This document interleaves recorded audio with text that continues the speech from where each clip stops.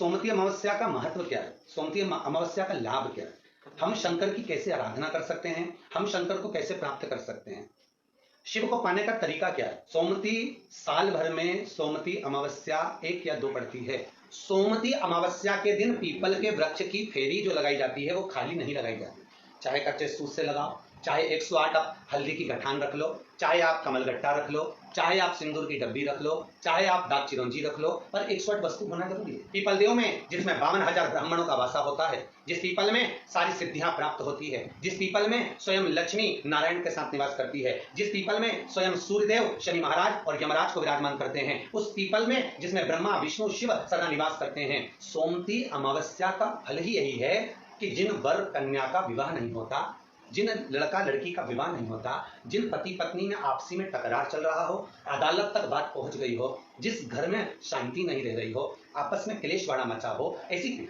हो गया मन में कि अब ये तनाव बहुत बढ़ गया है, संबंध टूट जाएगा, तो निवेदन है सोमवती अमावस्या के दिन आप भी सोमवती अमावस्या के दिन पीपल के वृक्ष के नीचे जाकर उस पीपल की पूजन कर कर उस पर कुंकु सिंदूर चंदन समर्पित कर कर कच्चे सूत से 7 परिक्रमा करिए। 7 बने तो 7, वैसे तो 108 लगाओगे तो आपके जीवन में सुखता आएगी। और ये वो सोमवती अमावस्या पड़ रही है जिसको सोम पुष्प कहा जा रहा है, पुष्य नक्षत्र पड़ रहा है और जो स्वयं भगवान शंकर के लिए शुभ है। आप 108 फेरी लगाएं, चाहे दाने से लगाएं, चिरौंजी से लगाएं, जिससे भी लगाएं, पीपल की पूजन करें, जल अर्चना करें। इतना निवेदन करता हूं कि आपके घर में अशांति नहीं हो सकती, परिवार में प्रेम जरूर बढ़ेगा। निवेदन है जिसके घर में क्लेश बहुत मचा हुआ है, या कोई पैसा खाकर चले गया, धन नहीं दे रहा, रुपया नहीं दे रहा, और बहुत मशक्कत कर लिए, हाथ जोड़ लिया, पांव पड़ लिया, रुपया नहीं दे रहा, तो काली तिल्ली को पानी में गला दीजिए और पानी में गलाकर उसको सुबह पीस लीजिए। सोमवती अमावस्या के दिन सुबह पीस कर एक कटोरी में उसमें पीला चंदन मिला लीजिए, उसको लेकर जाइए, 1 लोटे में दूध और जल लेकर जाइए, 5 बेलपत्र लेकर जाइए, शंकर के मंदिर में पहुंचिए। शंकर जी के शिवलिंग को वो जो तिल आपने पीसी है उस तिल को आप मिक्सर में मत पीसना, हाथ से कूटिए या कोई बैलन से या कोई वस्तु से उसको पीसिए और पीस कर उसका उत्तन तैयार करिए, उसमें चंदन मिलाकर शंकर के शिवलिंग को समर्पित करिए, शंकर के शिवलिंग को लगाइए।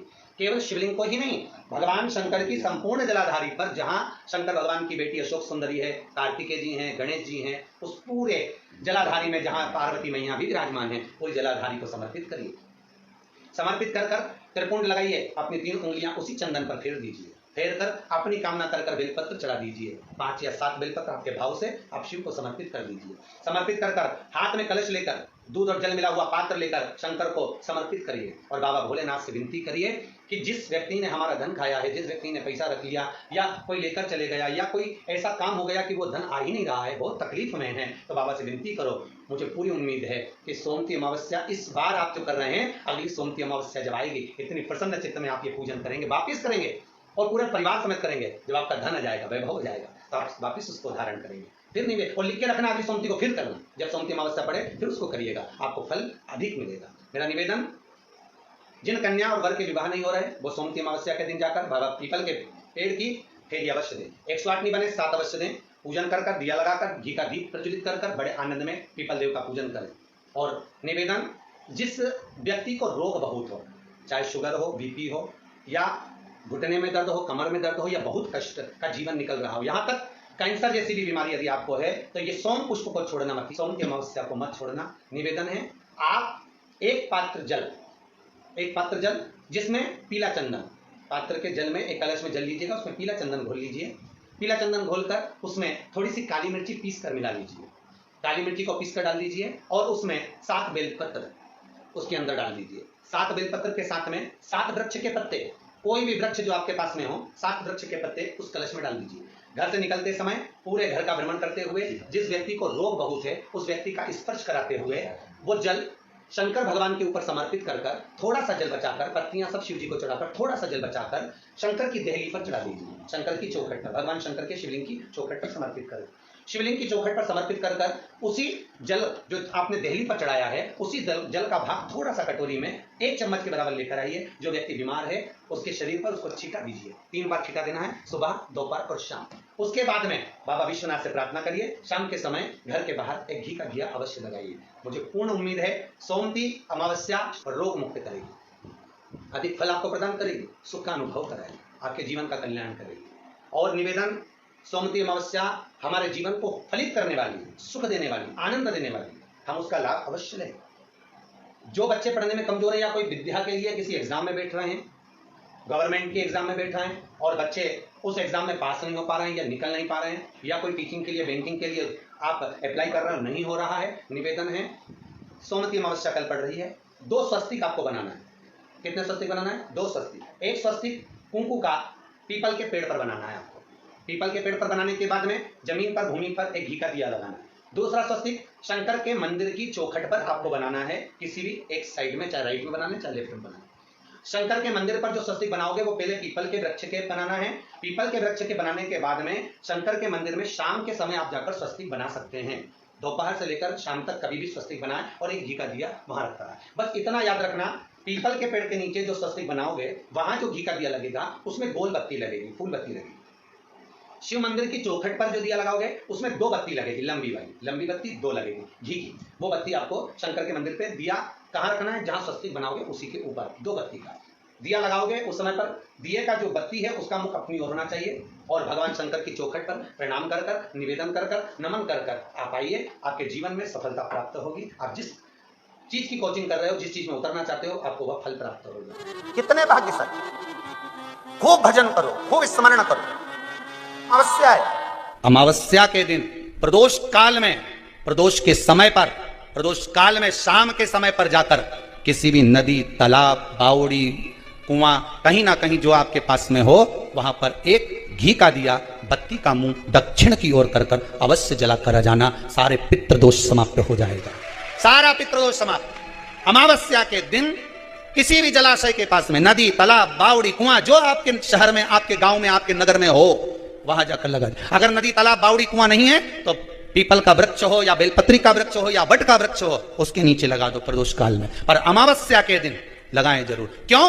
क्योंकि अमावस्या के दिन पितृ शाम के समय प्रदोष काल में शंकर भगवान का नाम जाप कर कर नदी, तालाब, बावड़ी पर पानी पीने जाते हैं। वहां से जल का आचमन कर कर पितृ अपने लोक को चले जाते हैं प्रदोष काल के समय पर। इसलिए प्रदोष काल में जलाशय के पास में, बावड़ी, कुआं, नदी, तालाब के किनारे पर दिया लगाया जाता है दक्षिण की ओर मुख कर कर बत्ती का। तो पितृ आशीर्वाद देते हुए जाते हैं कि फलो फूलो, आगे बढ़ो, उन्नति करो, तरक्की करो। ये पितरों का आशीर्वाद रहता है, पितरों का वर रहता है। आप देंगे उसको मिलेगा। पितृदोष है ये आपको कैसे मालूम पड़ेगा? पितृ भूखे हैं इसका तो वर्णन हमने पहले कर दिया कि रात्रि को जब आप सोने के बाद में 1-1.5 घंटे बाद अगर आपकी नींद खुल जाए, 1 घंटा 1.5 घंटा आप सोइए, उसके बाद जो नींद खुली तो 1-1.5 घंटे तक अगर आपको नींद नहीं आ रही है, रात्रि को सोने के बाद में 1 घंटे बाद जब उठे तो आपको प्यास लग गई, भूख लगने लगी, प्यास लगने लगी कि मेरे को पानी पीना पड़ेगा, घबराहट हो रही, पानी पीना पड़ेगा। 1-1.5 घंटे सोने के बाद अचानक नींद खुले और आपको प्यास लगे, समझ लेना आपके पितृ भूखे हैं और प्यास है। वो भूखे और प्यासे हैं, उनको जल की जरूरत है।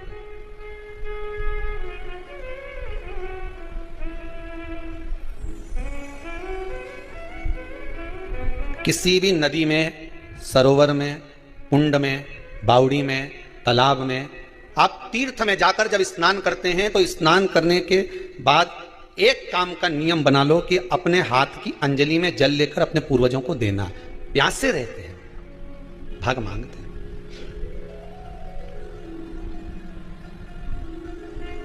भाग प्राप्त करना। 3 वृक्ष पितरों के तुल्य हैं। पहला पीपल, दूसरा बट वृक्ष, तीसरा बेलपत्र का वृक्ष। ये पितरों के तुल्य हैं।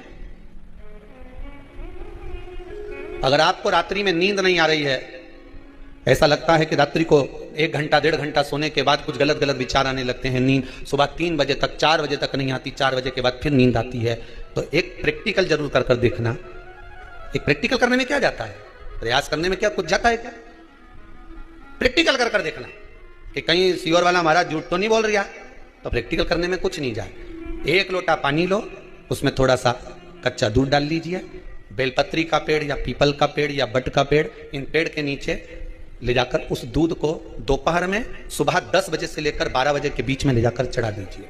रात्रि को फिर ना आपको प्यास लगेगी, ना भूख लगेगी, नींद एक बार लगी तो सुबह ही खुलेगी। प्रैक्टिकल करने में क्या जाता है? पानी डालने में तुम्हारा कुछ जाएगा? अरे बोलो तो सही, हमें 10 रुपया का दूध जरूर उसमें, और तुम इतनी चतुर हो, इतना सारा दूध थोड़ी डालोगी, तो 2 चीज का डालोगे। कहाँ तुम इतना डालने वाली हो? है?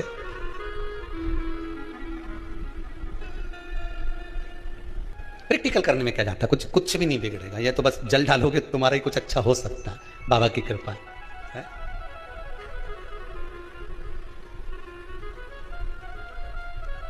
3 वृक्ष पितरों के तुल्य हैं। पहला जम के बोलिए पीपल, दूसरा बट वृक्ष, तीसरा बेलपत्री का वृक्ष। 3 पीपल के वृक्ष में 52,000 ब्राह्मण एक साथ निवास करते हैं, इसलिए पितृतुल्य है। बट वृक्ष ब्रह्मा जी के मस्तक से बना, इसलिए पितृतुल्य है। और बेलपत्री का वृक्ष माता पार्वती जी के अश्रु से बना। जब आंसू गिरे थे माता जगत जननी जगदम्बा पार्वती के, उस समय पर पितृलोक में हलचल उत्पन्न हो गई थी। हमारी नातिन की आंख में आंसू कैसे आ गए? मैनावती की पुत्री है।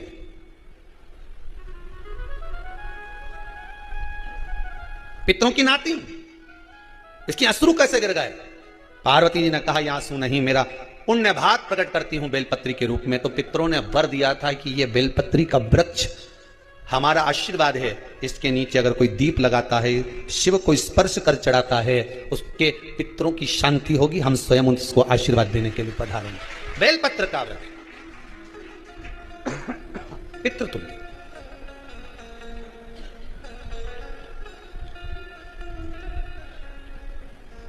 तो रात्रि को अगर भूख लग रही है, प्यास लग रही है, तो पितृदोष। दूसरा पितृदोष का लक्षण बताया, घर में कोई शुभ कार्य ना हो, वंश की वृद्धि ना हो। 1 रुपये कमाओ, 1.25 रुपये खर्च हो रहे हैं, पैसा 10 जगह से कमाई आ रही है पर घर में टिक नहीं पा रही है, आया गया, पितृदोष। जरा सी कटोरी पड़ी है, उसके पीछे विवाद चालू हो जाए, पानी ढुल गया उसके पीछे विवाद हो जाए, या छोटी छोटी बात में घर में क्लेश मचा हुआ है, पितृदोष है। समझ लो हमारे पूर्वज हमसे खुश नहीं, प्रसन्न नहीं। मौका लग जाए, सारी दुनिया के लोग तुमसे कह रहे हैं तेरे घर में पितृदोष है, 1 रुपये कमाते हो, 1.25 रुपये खर्च होता है, मानसिक टेंशन बना रहता है। घर में एक व्यक्ति बीमार है, ठीक हुआ, दूसरा बीमार पड़ गया, दूसरा ठीक हुआ, तीसरा बीमार पड़ गया, तीसरा ठीक हुआ, चौथा बीमार पड़ गया। मतलब कहीं ना कहीं पितृ का भाव, पितृदोष का बन रहा है। किसी ने कहा तुमसे कि तेरे यहाँ पितृदोष है, तूने ब्राह्मण को भोजन करा दिया, पिंडदान करा दिया, तर्पण करा दिया, तिलांजलि करा दी, गया जी का श्राद्ध कर दिया, हरिद्वार चली गई, वहां पिंडदान करवा दिया, ब्राह्मण भोज करवा दिया, तिथि पर भोजन करवा दिया, सब कुछ करवा के देते। अब एक काम और करके दे, एक काम और करके देख लो। जब तुम घर में भगवान शंकर की आरती, तुम्हारे घर में शंकर जी का शिवलिंग है, भले काय का भी हो, छोटा सा, भले सिल्वर का कंकर शंकर हो, नर्मदा का कंकर हो, चाहे शंकर पारक के हो, पीतल के हो, स्टील के हो, लकड़ी के हो, जिसके भी हो, लोहे के हो, पाषाण के हो, जिसके भी हो, शंकर का शिवलिंग अगर हमारे घर में है और आप रोज प्रतिदिन भगवान की आरती करते हो, प्रतिदिन, और आपको लग रहा है कि मेरे यहाँ तकलीफ चल रही है, ये ठीक ही नहीं हो रही, लगभग 1.5 महीना आप कम से कम 45 दिन, 1.5 महीने के करीब में ऐसा प्रयास करना कि भगवान की आरती, शंकर भगवान के शिवलिंग की आरती करने के बाद उस दिए को भगवान के सामने मत रखो, उस दिए को उठाकर जहां तुम पानी का मटका रखते हो, हंडा रखते हो, जिससे तुम पानी पीते हो, तुम्हारे रसोई घर में जो पानी का मटका, हंडा, बाल्टी, आरओ का पानी जिस मटके में गिरता है, हंडे में गिरता है, जिसको हमारे पितरों का स्थान कहते हैं, उस स्थान पर, उस मटके के पास में, संडे के पास में, उस बाल्टी के पास में, जहां रसोई घर में पानी रखते हो, उस रसोई घर में पानी जहां रखते हो, उसके पास में उस दिए को भगवान के सामने नहीं रखना। आरती उतारने के बाद उस दिए को ले जाके सीधे परिंडे के पास में, उस हंडे के पास में, मटके के पास में उसको रखो। केवल 1.5 महीना कर देखना। 1.5 महीने के बाद तुम्हें मालूम पड़ेगा कि हम वापिस उन्नति की सीढ़ी पर चढ़ना प्रारंभ करती है, हमें फल मिलना है। अब तुम्हें ना कहीं जाना है, ना कहीं आना है, ना कोई खर्चा है। खर्चा है क्या? ईमानदारी से बोलो, कोई तुम्हारा लाखों का रुपया लग गया क्या? रोज आरती करते हो रोज आरती। बस आरती का नियम बना लो कि हमको पितृदोष किसी ने बोला है, हमारे घर में अशांति है, पितृदोष है, कोई कह रहा है कि तुम्हारे घर में पितृदोष है, हमने सब कुछ करके देख लिया। अब हमें यह करना है कि महादेव की आरती जब होती है तो उसकी ज्योत का दर्शन करने पर 1000 कपिला गाय के दान का पुण्य मिलता है। तो ये पुण्य हम हमारे पितरों को देते हैं, जिससे उनकी मुक्ति हो जाए और हमें आशीर्वाद प्राप्त। उस दिए को नीचे नहीं रखना, आरती उतारने के बाद आरती पूरी हो जाए तब उस दिए को ले जाकर, जब आप ले जाकर उसको रखें तब उस स्थान पर रखें जहां पितरों का स्थान, जहां पितरों का स्थान। बट सावित्री की अमावस्या के दिन सौभाग्यवती नारियां अखंड सौभाग्य के लिए भाग्य सूचक वस्तुओं का जो दान करता है वो जीवन में कभी विधवा नहीं होता। महाराज वो 8 वस्तुएं बताई हैं। पहला कुमकुम, दूसरा पुष्प, चाहे लाल हो चाहे सफेद हो चाहे पीला हो, पुष्प कोई भी हो। तीसरे नंबर पर है चंदन, चौथे नंबर पर है तांबुल बीड़ा, पांचवें नंबर पर है काजल, छठे नंबर पर है ईख, क्या बोलते हैं यहां पर ईख को, क्या बोलते हैं, गन्ना, ईख। सातवें नंबर पर है